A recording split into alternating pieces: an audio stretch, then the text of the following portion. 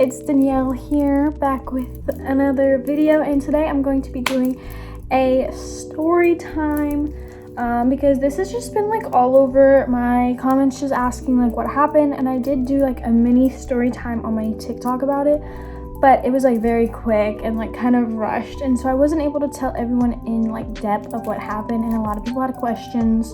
So yeah, let's get into it. Also, a lot of people are commenting about how I talk with my hands. I know. I don't know why I do it. It's just a habit and I can't stop it. So yeah.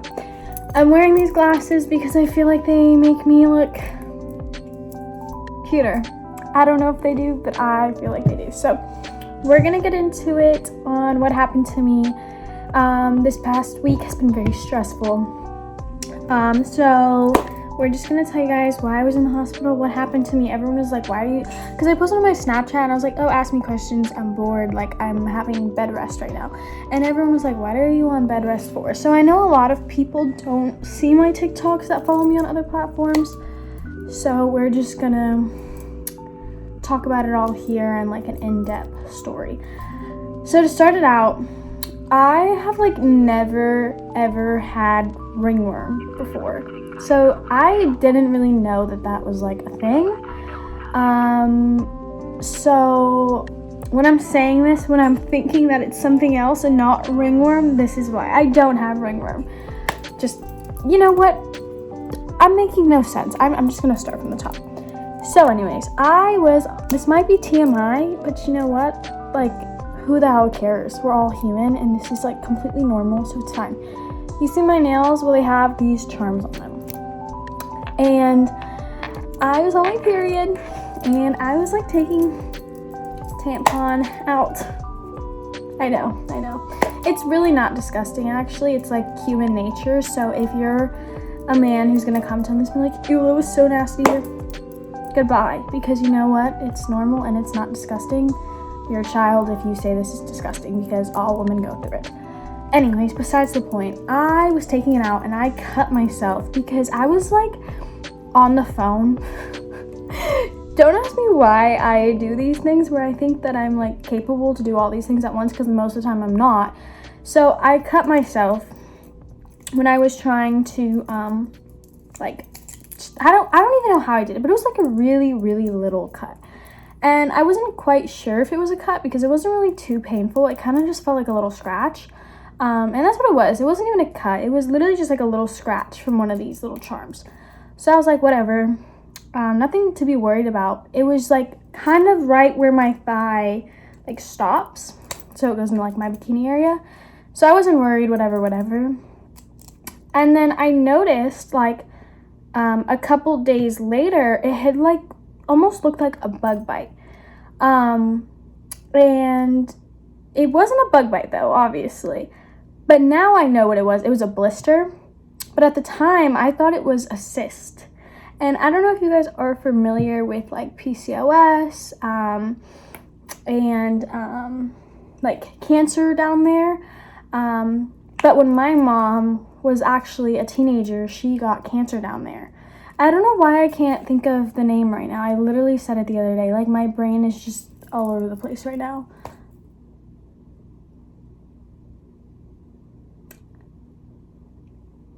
Oh, cervical cancer. Why couldn't I think of that? So my mom has cervical cancer. She's not the only person in our family who's had it. So it's just like a super known thing in our family.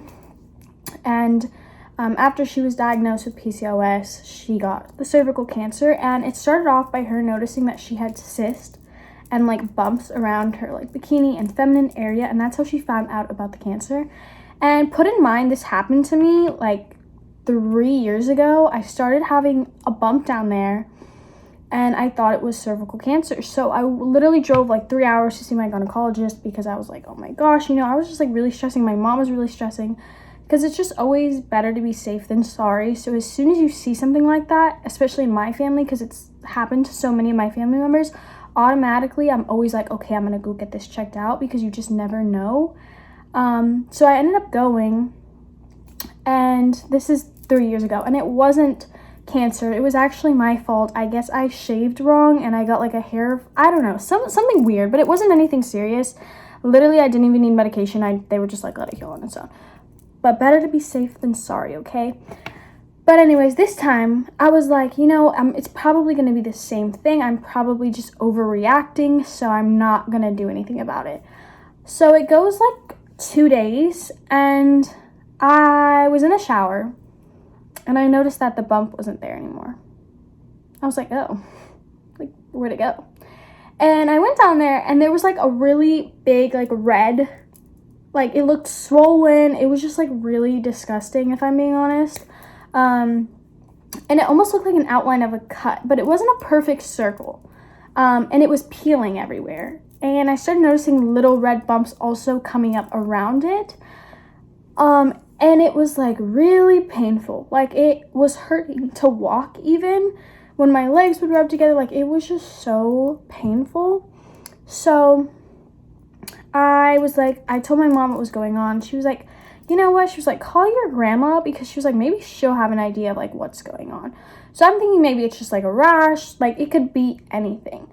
So I called my grandma, and my grandma's like, oh, I think that's like ringworm. She's like, because I had ringworm before, and she was like, it usually starts like a little like circle thing. So I'm like, ringworm? Like, I didn't even know what ringworm was. Like, I literally thought it was like a worm inside of me. So I'm freaking out. I'm like, a worm? Like, I'm like, there's a worm in me? And my mom's like, no, that's not what ringworm is. So there's just like a million things happening, because I'm like, ringworm? Like, what even is that? So I go to the doctor. I'm at urgent care, and they make me do like the thing where they do with the gynecologist, where you like spread your legs open because of where it was. And when I tell you guys, like, the doctor literally came in there for like a minute or two. She walked in, she saw it, she was like, yeah, it's ringworm. Didn't even really look at it. She was just like, yeah, ringworm. I was like, that fast? Like, she didn't even have to like really look at it.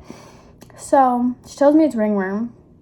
And then she tells me like just to like avoid sweating down there, just wear loose clothing, and apply this like medication on it. So I go and I get like the medication, and I put it on for the first time, because you're supposed to do it like 3 times a day. I put it on for the first time. There's an ant. If you live in Florida, you know the struggle of there always being ants in your house because it's so hot. I'm just gonna let it live, whatever. So if it doesn't crawl on me, it's fine. But anyways, so I'm like, she just tells me all these things to just like be careful with. So I get home and I'm like doing everything as normal. The next day I had to go with my boyfriend. It was his like orientation day at college, and so you could like bring your family members and like all that. So he brought me to it. So the next day I had his thing at college, and like obviously like I wanted to look presentable. Like I didn't want to show up in like sweat. So I was like, okay, let me wear like baggy jeans or something, because that's baggy. And put in mind the way that the doctor was describing it, she was like, there's really like nothing like bad about this. She was like, it will go away really soon as long as you're putting on the cream. She's like, it's not going to be painful, blah blah. And I told her, I was like, well, it's been really, really painful. Like, that's the thing. And so I was like, I was researching a lot, and I said that ringworm was just like really itchy, but it shouldn't be like painful like it's being painful to me. She's like, oh, just take some painkillers if the pain is too much for you. But she was like, it's probably just because it's in a really like, what is it called? I can't think. Sensitive area. She's like, it's just in a really sensitive area. You literally got it in the worst area you could get it. And I was just like, okay, that makes sense. So I'm applying the cream for the first time, and when I tell you guys, this cream was burning so bad. Like, it felt like someone was like slicing my skin off. Like, it was burning so bad, and it made the spot so red and like vibrant. And in my head, I'm like, oh, it's working. It's killing the bacteria or doing what it's supposed to be doing. So I'm like, whatever. So it ends up, we go to the college the next day. I'm literally like struggling to walk because it was just in so much pain. I come home, I go to sleep, I wake up the next morning, more spots have showed up. So I'm like, okay, what's going on? And my mom's like, okay, let's just see how it is after today. If it's still bad tonight, maybe we'll like, call urgent care and just like see if this is normal. Like, just really just like figuring out what to do, because we really had no idea. So the day goes, and I had went shopping with my mom and I filmed a vlog on TikTok, and you would never know how much pain I was in. I kept having to sit down in the store because my leg was in so much pain. I had never felt like burning like that before. Like my leg was going numb and my body was getting really achy because how much pain like those spots were feeling like. So we get home and I'm going to put this cream on. Like I'm going to do the cream. So I'm like going to wash the area with like unscented soap, and then I'm going to go in with the cream. And I was like, you know what? I just don't feel like this is working. Like I feel like something is definitely wrong. So my gynecologist actually is our family friend. Like literally like our families grew up together. So thank God for that, because it definitely makes it so much less awkward when I have to go to the gynecologist. So love her. But I called her and I was like, hey, like, I just like, they told me I had a ringworm, blah, blah, blah. Like, I just don't think this is normal at all. She was like, okay, send me a photo of it. And she was like, let's see like what it's looking like. So she calls me right away after I send her the photo, and she's like, that does not look like ringworm. She was like telling me, she's like, ringworm like shouldn't even really be painful. It should more be just itchy. It shouldn't be that painful where you're like struggling to walk. So she's like, I think it's either an infection. And I was getting so scared because she was also telling me that now in the world it's really easy to get herpes off of like toilet seats, like public bathrooms. Just like there's a lot of things going around right now, and I was like, I had no clue that it was like so easy to get an infection. So I'm like freaking out. I'm like, oh my God, like what if this is something like that I can't get rid of for the rest of my life? Like I was so scared. And she was like, my best advice is go to the hospital right now. So the nearest hospital, I don't live in like the city. I know I live in Florida, but if you're from Florida, you know that there's a lot of places just like in the middle of nowhere kind of, and it's like very spread out, especially if you don't live like in the middle of a town. So I had to drive like a good 30 minutes to the hospital, and it really had me thinking. I was like, damn, like what if I was like going into labor right now and I had to drive 30 minutes to a hospital? Like that's crazy. Or like what if I was like really needing to be there, which I was, but it wasn't like life or death, you know? So anyways, I end up like going to the hospital. We get there and there's a lot of people there. Like I'm telling you, like the waiting room was filled with people waiting to get rooms in the emergency room. I tell them what's going on, and automatically when they found out where it was, just because that's such a sensitive area and the way that it was spreading, they didn't want it to spread up inside of me, obviously. So they're like, we're going to take you back right away. So thank God they did that. That was so nice of them. They took me back. They automatically gave me my own room, which was kind of freaking me out because me and my mom were like, damn, like we've been to the emergency room before, like from car accidents where I had broken bones, and they didn't even put me in my own room yet. They made me wait out there till it was open. So I was like, damn, like I'm really nervous that this is super serious.